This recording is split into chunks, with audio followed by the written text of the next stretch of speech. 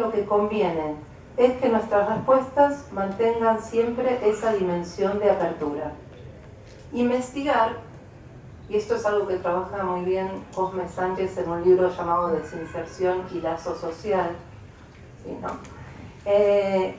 Investigar, dice en algún lado, es un modo de escapar a algo que es un mal en las prácticas de salud mental, sociales y educativas.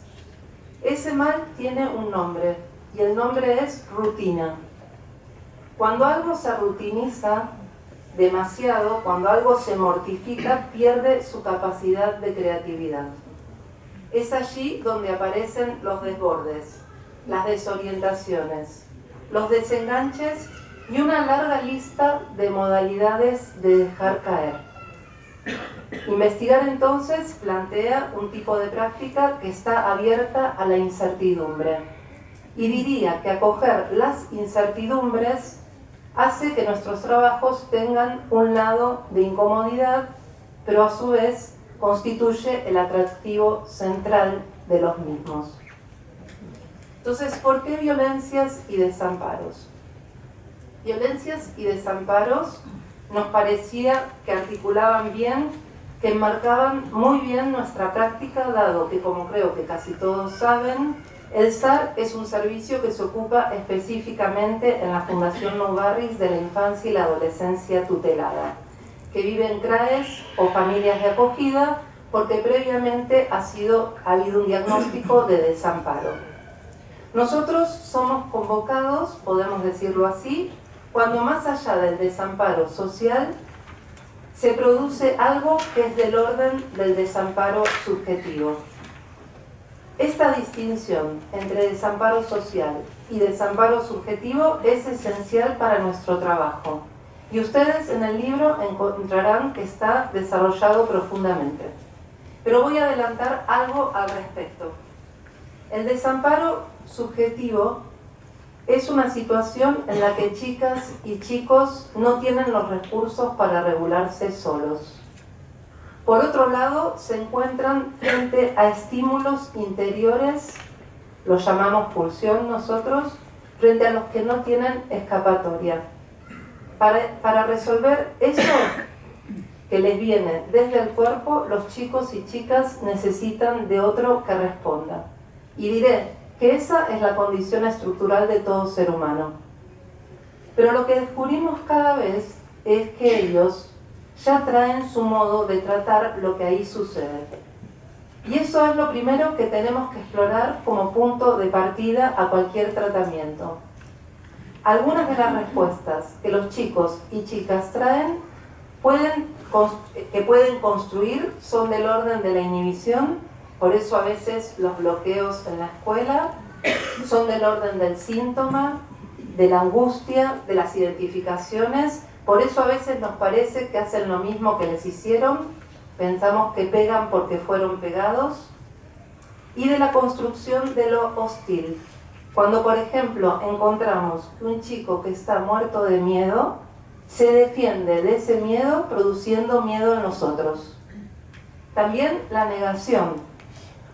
Cuando hacen uso de la verdad mentirosa, o la idealización, que siempre recordamos que tiene una función de soporte fundamental en esas edades. Y también ciertos niveles de desobediencia pueden ser modos en los que podemos pensar que tratan sintomáticamente lo que les sucede y por ello son factores de autoprotección. Verán en el libro cómo, por ejemplo, que un chico produzca un mal olor, por ejemplo con un síntoma de encopresis, puede ser su modo de mantener a la distancia al otro por el que se siente amenazado. Lo primero que hacemos con ese modo de autoprotección, entonces, es respetarlo. Y luego intentamos explorar con él o ella si pueden encontrar otras maneras de protegerse. Para ese trabajo se necesita tiempo. En todo caso, lo que constatamos es que una vez que uno ha aprendido a defenderse, a sobrevivir, sigue haciendo lo mismo cuando ya no existe razón para ello, cuando eso ya no tiene sentido. Entonces nuestro trabajo colaborativo intenta ofrecer posibilidades de encontrar otras respuestas. Entonces, ¿cuáles son las preguntas? Algunas de las preguntas que vamos a encontrar en el libro, tengo que confesar que todavía no lo leí, entonces estoy como muchos de ustedes, y que hemos intentado contestar, tienen que ver con nuestra particular forma de leer las violencias. Leemos las violencias desde el desamparo y no al revés. Esta lectura sin duda implica una dirección, implica una orientación. Es por eso que una de las primeras cuestiones que nos aparecen es si se trata de violentos o violentados. O si más que una disyunción señalada por la O una cosa y la otra, se trata de una conjunción que se indica con la I. Y una cosa y la otra. Veremos en las viñetas, hay muchas en el libro, en los ejemplos clínicos y en las conclusiones a las que llegamos a partir también de los grupos de discusión con profesionales del EAIA, del CIFE y de los CRAES, que no podemos pensar conjunción y disyunción como algo homogéneo a todos los casos, sino que en cada uno de ellos, tanto lo que vemos en el dispositivo clínico como en los modos en que se exponen, como los que se exponen en el soporte técnico, hay una particularidad que distingue uno del otro. Y hacemos prevalecer esa particularidad que la clínica y el diálogo con los otros nos imponen. En ese sentido, podemos decir que somos dóciles a lo que encontramos. Otras preguntas que vamos a desplegar son, por ejemplo, ¿qué entendemos por violencia y si es lo mismo que la agresividad?